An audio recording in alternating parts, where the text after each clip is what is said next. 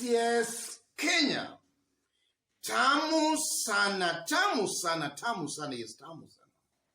Some few days ago, we saw other parliamentary aspirant for Nambale campaign for Azimio. That was some few days ago. And today, Moses Masika Wetangula, while in a campaign trail in Kuresoi, Nakuru County, also just came short of campaigning for Azimio. And then there is also a video of Boni and Wale also campaigning for One Kenya Alliance. These are all indications that these Western Kenya leaders are confused. And this confusion seems to be emanating only from leaders from Western Kenya. What is actually happening here?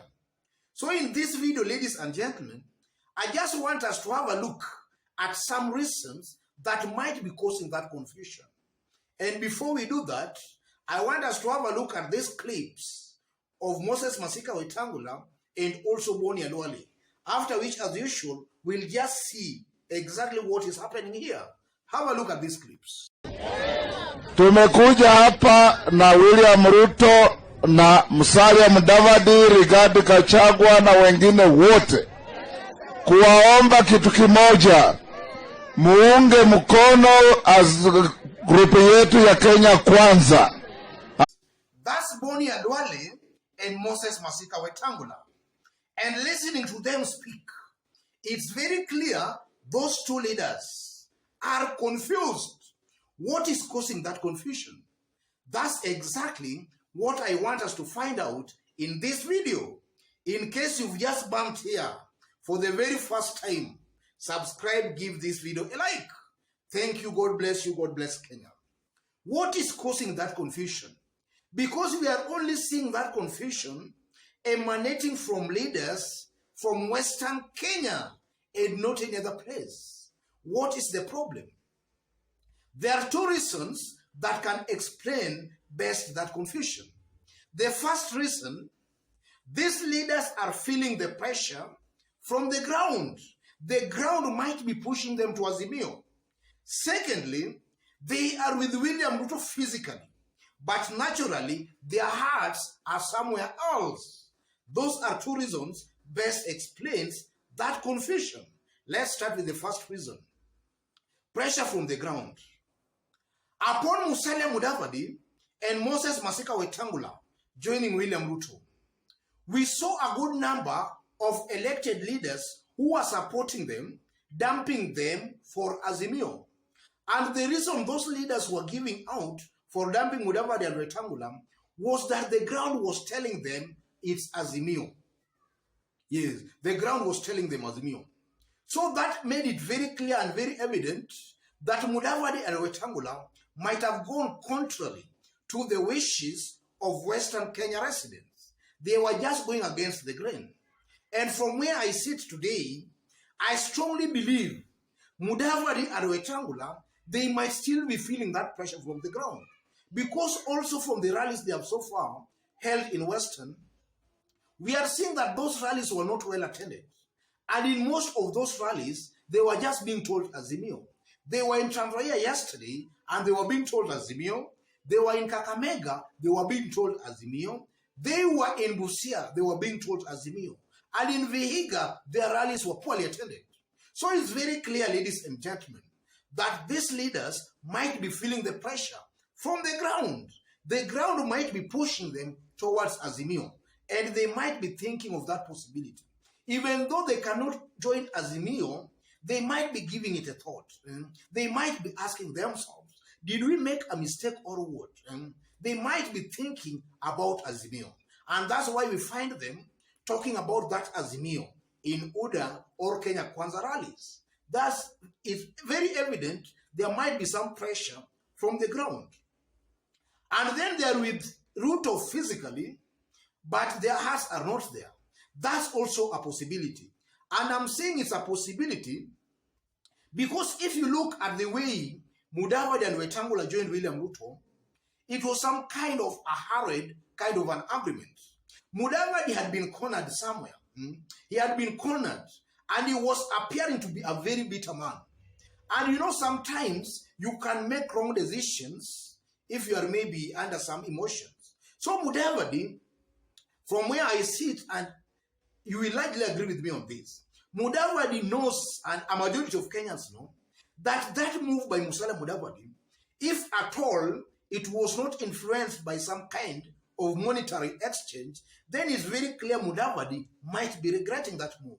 He might be asking himself, what have I gotten myself into? Because it's very clear that upon joining William Ruto, Mudavadi has simply erased himself from Western Kenya politics. He's now being seen just as any other William Ruto foot soldier. He has lost that credibility to actually even convince residents of Western that he can be a serious presidential candidate. He's being seen as a sellout. Somebody is just there for his own personal gains and personal interest.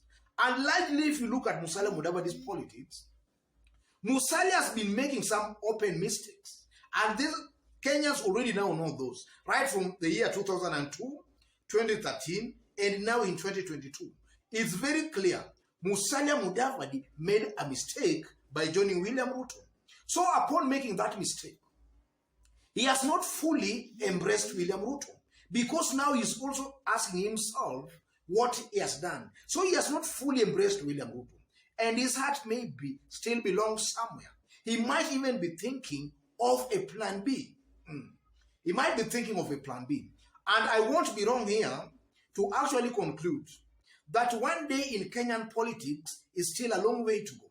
We should not just actually conclude that now Musalia Mudavadi are in this thing for the long run with William Ruto. Because now, I strongly believe that Musalia Mudavadi, if at all he is a politician who has some political ambition, he might be studying very carefully what Kalonzo Musyoka is going to do. Assuming Kalonzo Musyoka joins Azimio, it will be very, very clear even now to Mudavadi that they will now have no chance of beating Azimio. So that can force Musalia Mudavadi even to disengage from William Ruto in order to go all the way to the ballot. Because now he will know that even if he stays with William Ruto, they are not going to win. And the person who will gain is William Ruto. He shall have maybe helped William Ruto gain some votes from Western, but it's still going to be nothing. They are all going to be in the opposition. So I tend to believe again that Musalia, if he's a smart politician, then he might still be checking on how Kalonzo is going to play his politics on the other side. If Kalonzo joins Azimio, we might find Musalia going all the way to the ballot. Just so that he can also fail on the ballot kama wanaume wengine. But now failing as a nobody under William Ruto is even more embarrassing, ladies and gentlemen. I believe those two things best explains exactly what might be happening with these Western Kenya leaders, why they are constantly confusing themselves. And having said all that, even before I conclude, what does that mean or portend for William Ruto? From where I sit, even though William Ruto is putting on a brave face, it is very evident to William Ruto that things might not be all that rosy for him in Western. So from where I sit, the best thing William Ruto should do, William Ruto should actually do his campaigns as if he was not being supported by Musalia Mudavadi and Moses Masika Wetangula. Because now if he does his campaigns as if he's being supported by these leaders, already there is a protest vote seemingly from Western against these two leaders. And that protest vote might augur very negatively for William Ruto's presidential bid in Western. So from where I sit, this is a free advice. William Ruto should actually do his campaigns with his trusted lieutenants he had in Western, but to rely on Wetangula and Musalia Mudavadi to lead his campaigns in Western, in my considered opinion again, as much as it might look to be politically smart, is not actually helping William Ruto to get the votes maybe wants from Western. Because already there seems to be a rebellion, a protest vote against Mudavadi and against Wetangula in Western. And largely from the rallies they have so far held, we have been seeing such kind of instances. We saw that yesterday in Trans Nzoia, we saw it in Kakamega, we saw it in Busia, and we saw it in Vihiga, Musalia Mudavadi's home county. Things are not good. There seems to be a protest vote or some rebellion against Musalia Mudavadi. The Western nation is not happy with Mudavadi and Wetangula's political move to join William Ruto. Otherwise, ladies and gentlemen, I believe those reasons best explains the kind of confusion we are seeing with the Western Kenya leaders in Kenya Kwanza. Otherwise, before I conclude, let me remind you, if in case you've bumped here for the very first time, kindly subscribe, give this video a like. To our fans, our subscribers, I'm very much humbled, very grateful for the kind of support you are giving me here. God bless you. God bless Kenya.